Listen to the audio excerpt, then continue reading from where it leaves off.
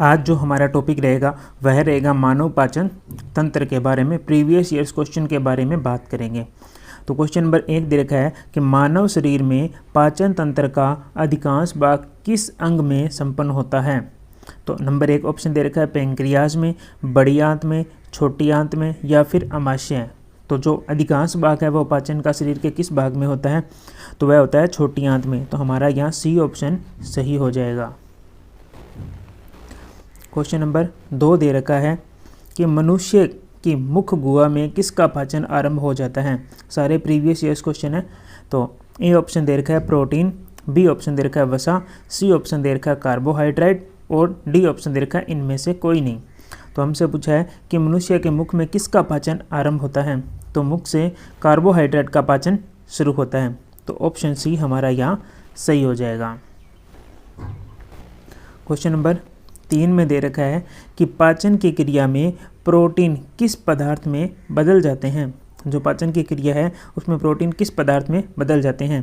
A option वसा में, B option दे रखा है ग्लूकोज में, सी ऑप्शन दे रखा है अमीनो अम्ल में और डी ऑप्शन दे रखा है शर्करा में। तो पाचन की प्रक्रिया में जो प्रोटीन है वह अमीनो अम्ल में बदल जाते हैं। तो सी ऑप्शन हमारा यहाँ सही हो जाएगा। क्वेश्चन नंबर 4 में दे रखा है लार में कौन सा एंजाइम पाया जाता है। जो हमारी लार होती है उसमें कौन सा एंजाइम पाया जाता है। ए ऑप्शन में दे रखा है क्या रेनिन पाया जाता है, बी ऑप्शन दे रखा है टाइलिन पाया जाता है, सी ऑप्शन दे रखा है टेनिन पाया जाता है और डी ऑप्शन दे रखा है रेजिन पाया जाता है। तो जो मनुष्य की लार है उसमें कौन सा एंजाइम पाया जाता है, तो टाइलिन एंजाइम पाया जाता है। तो हमारा यहाँ पर जो बी ऑप्शन है वह सही हो जाएगा। आरआरबी 2003 में ये क्वेश्चन पूछा गया था। क्वेश्चन नंबर 5 लार किसके पाचन में सहायक होती है। एसएससी 2011 में आया था, आरएएस में आया था और आरटीएस 2012 में ये क्वेश्चन पूछा गया है कि लार किसके पाचन में सहायक है। तो ए ऑप्शन है प्रोटीन के, बी ऑप्शन दे रखा है स्टार्च के, सी ऑप्शन दे रखा है फाइबर के और डी ऑप्शन दे रखा है वसा के। तो जो लार है वह स्टार्च के पाचन में सहायक है। तो बी ऑप्शन हमारा यहाँ सही हो जाएगा। क्वेश्चन नंबर 6 दे रखा है पित्त का निर्माण कहाँ होता है। एसएससी 2002 में पूछा गया क्वेश्चन है कि पित्त का निर्माण कहाँ होता है। ऑप्शन ए दे रखा है यकृत में, बी ऑप्शन दे रखा है अमाशय में, सी ऑप्शन दे रखा है अग्नाशय में और डी ऑप्शन दे रखा है ग्रहणी में। किसका पूछा है पित्त का निर्माण। तो पित्त का जो निर्माण होता है वह यकृत में होता है। तो ए ऑप्शन हमारा यहाँ सही हो जाएगा। क्वेश्चन नंबर 7 के बारे में पढ़ते हैं। पित्त किस में जमा होता है। जो पित्त है वह किस में जमा होता है। एसएससी 2002 में पूछा गया क्वेश्चन है क्या पित्ताशय में, बी ऑप्शन दे रखा है ग्रहणी में, सी ऑप्शन दे रखा है यकृत में और डी ऑप्शन दे रखा है प्लीहा में। जो पित्त है वह पित्ताशय में जमा होता है। पित्त कहाँ जमा होता है, तो पित्ताशय में। और पित्त का जो निर्माण होता है, इससे पहले क्वेश्चन देखा था हमने, तो पित्त का जो निर्माण होता है वह यकृत में होता है। क्वेश्चन नंबर 8 हमारा रहेगा मानव शरीर के किस अंग को शरीर का रासायनिक कारखाना कहा जाता है। एसएससी 2019 में पूछा है कि शरीर का रासायनिक कारखाना किसे कहा जाता है मानव शरीर के। क्या फेफड़े को कहा जाता है, बी ऑप्शन दे रखा है क्या यकृत को कहा जाता है, सी ऑप्शन दे रखा है गुर्दे को और डी ऑप्शन दे रखा है पेट को। तो शरीर का रासायनिक कारखाना कहा जाता है यकृत को। तो हमारा यहाँ बी ऑप्शन सही हो जाएगा। क्वेश्चन नंबर 9 दे रखा है मानव शरीर में कौन सा अंग ग्लाइकोजन के रूप में कार्बोहाइड्रेट को जमा करता है। मानव शरीर में कौन सा अंग ग्लाइकोजन के रूप में कार्बोहाइड्रेट को जमा करता है। ए ऑप्शन दे रखा है आंत, बी ऑप्शन दे रखा है अमाशय, सी ऑप्शन दे रखा है अग्नाशय और डी ऑप्शन दे रखा है हमारा यकृत। तो जो हमारा ऑप्शन है वह डी सही हो जाएगा यकृत। यकृत क्या करता है, ग्लाइकोजन को कार्बोहाइड्रेट के रूप में जमा करता है। क्वेश्चन नंबर 10 है पाचन के क्षेत्र में भोजन के साथ मिलने वाला पहला एंजाइम कौन सा है। पाचन के क्षेत्र में भोजन के साथ मिलने वाला पहला एंजाइम कौन सा है। ए ऑप्शन है ट्रिप्सिन है, बी ऑप्शन है सेलुलोज है, सी ऑप्शन है पेप्सिन और डी ऑप्शन है एमाइलेज। तो जो पाचन के साथ पहला एंजाइम मिलता है वह हमारा डी ऑप्शन सही हो जाएगा, amylase. Question number 11। Question number 11 में कहा है कि अमाशय की जठर ग्रंथियां स्त्रावित करती है। जो अमाशय है उसकी जो जठर ग्रंथियां वह क्या स्त्रावित करती है? प्रयोगशाला सहायक 2022 का क्वेश्चन है। ए ऑप्शन दे रखा है श्लेष्मा, पेप्सिनोजन, ट्रिप्सिन। बी ऑप्शन दे रखा है pepsinogen, trypsin, lipase. C option दे रखा है HCl, श्लेष्मा और ट्रिप्सिन। और डी ऑप्शन दे रखा है श्लेष्मा, HCl और पेप्सिनोजन। जो अमाशय की जो क्या पूछा है? जठर ग्रंथियाँ। तो अमाशय की जठर ग्रंथियों से क्या स्त्रावित होता है? हमारा 4 ऑप्शन सही हो जाएगा। क्या होता है? श्लेष्मा, HCl और पेप्सिनोजन ये स्त्रावित करती है अमाशय की जठर ग्रंथियाँ। क्वेश्चन नंबर 12 हमारे पास में दे रखा है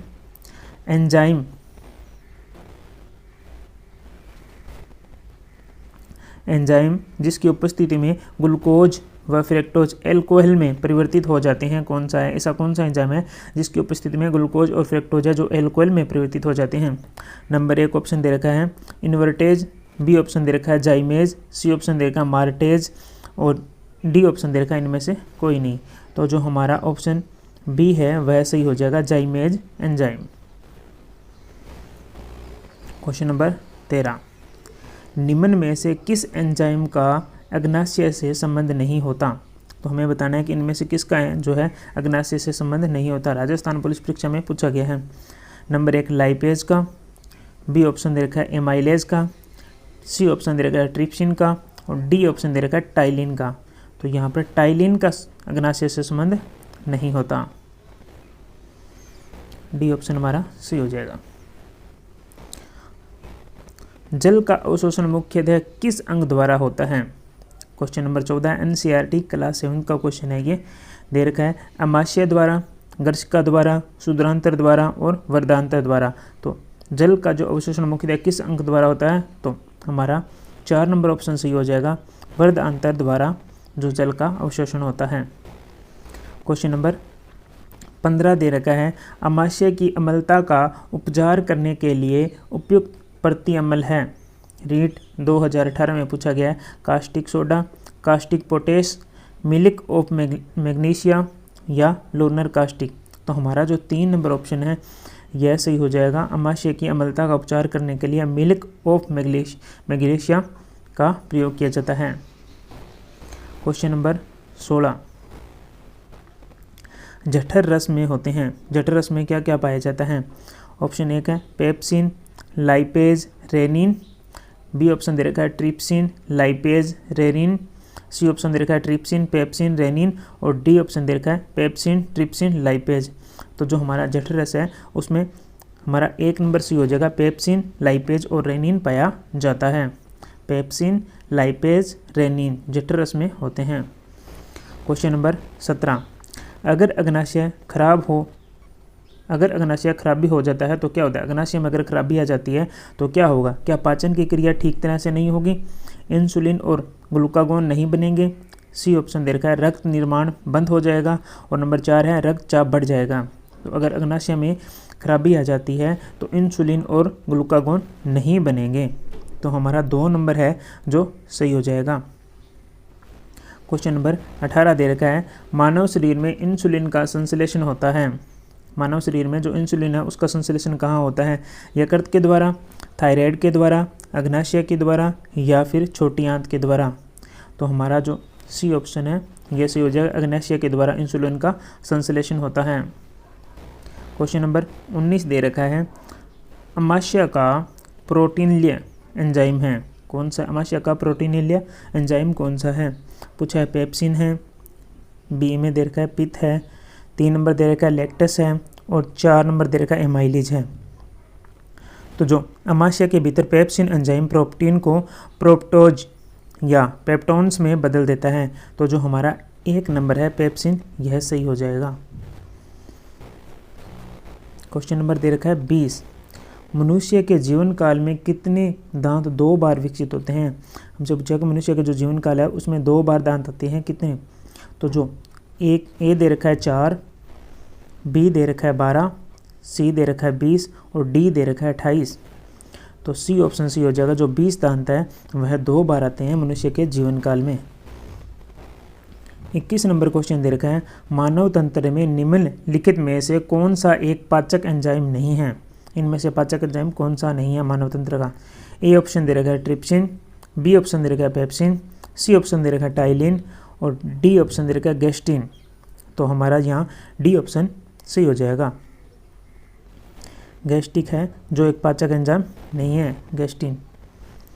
क्वेश्चन नंबर 22 दे रखा है, दुग्ध को पचाने वाला एंजाइम है। दुग्ध को कौन सा एंजाइम पचाने का कार्य करते हैं? ए ऑप्शन दे रखा है ट्रिप्सिन, बी ऑप्शन दे रखा है इरोप्सिन, सी ऑप्शन दे रखा है रेनिन और डी ऑप्शन दे रखा है पेप्सिन। तो जो दूध को पचाने का कार्य करता है वह कौन सा एंजाइम करता है? रेनिन एंजाइम करता है। तो सी ऑप्शन हमारा सही हो जाएगा। 23 नंबर क्वेश्चन में दे रखा है, मुख से निकली लार किसका पाचन करती है? जो मुख से निकली है लार वह किसका पाचन करती है? क्या प्रोटीन का पाचन करती है या फिर विटामिन का या फिर स्टार्च का या फिर वसा का? तो मुख से निकली लार स्टार्च का पाचन करती है। तो सी ऑप्शन हमारा यहाँ सही हो जाएगा। क्वेश्चन नंबर 24 है, पाचन की क्रिया में सहायक है। पाचक की क्रिया में कौन सहायक है? ए ऑप्शन दे रखा है एंजाइम, हार्मोन्स, खनिज लवण या फिर विटामिन। तो पाचन की क्रिया में एंजाइम है जो कि क्या होते हैं? सहायक होते हैं। क्वेश्चन नंबर 25 के बारे में बात करते हैं, कौन सा अंग विषाक्तता को खत्म करता है तथा पाचन के लिए रसायनों का उत्पाद करता है? जो हमारा शरीर में विष है उसको कौन सा ऐसा पाचक है, रसायन है, उत्पाद है जो खत्म करता है? इनमें से लार ग्रंथि खत्म करती है या फिर अग्नाशय करता है या फिर थायराइड करता है और डी ऑप्शन दे रखा है यकृत करता है। तो जो यकृत है वह करता है विष को खत्म करने का कार्य है। क्वेश्चन नंबर 26 दे रखा है, निम्न में से कौन सा अम्ल मनुष्य के अमाशय में संश्लेषित होता है? ऐसा कौन सा अम्ल है जो अमाशय में से संश्लेषित होता है? सल्फ्यूरिक अम्ल, बी ऑप्शन दे रखा है नाइट्रिक अम्ल, सी ऑप्शन दे रखा है हाइड्रोक्लोरिक अम्ल और डी ऑप्शन दे रखा है फास्फोरिक अम्ल। तो मनुष्य के जो अमाशय में हाइड्रोक्लोरिक अम्ल है वह बनता है, ठीक है, संश्लेषित होता है। 27 नंबर क्वेश्चन दे रखा है, वसा के पाचन में सहयोग करने वाला लाइपेज एंजाइम कहाँ से स्रावित होता है? जो वसा है उसके पाचन में सहयोग करने वाला लाइपेज एंजाइम है कहाँ से स्रावित होता है? वृक्क से या फिर अग्नाशय से, सी ऑप्शन दे रखा है बड़ी आंत से और डी ऑप्शन दे रखा है यकृत से। तो हमारा जो ऑप्शन है वह बी सही हो जाएगा, अग्नाशय से। क्वेश्चन नंबर 28 दे रखा है, कौन सा एंजाइम प्रोटीन को परिवर्तित करता है? कौन सा एंजाइम है जो प्रोटीन को परिवर्तित करता है? ए ऑप्शन दे रखा है पेप्सिन, बी ऑप्शन दे रहा है ट्रिप्सिन, सी ऑप्शन दे रखा है इरेप्सिन और डी ऑप्शन दे रहा है एंटेरोकाइनेज। तो हमारा ऑप्शन बी सही हो जाएगा, ट्रिप्सिन एंजाइम है जो प्रोटीन को परिवर्तित करता है।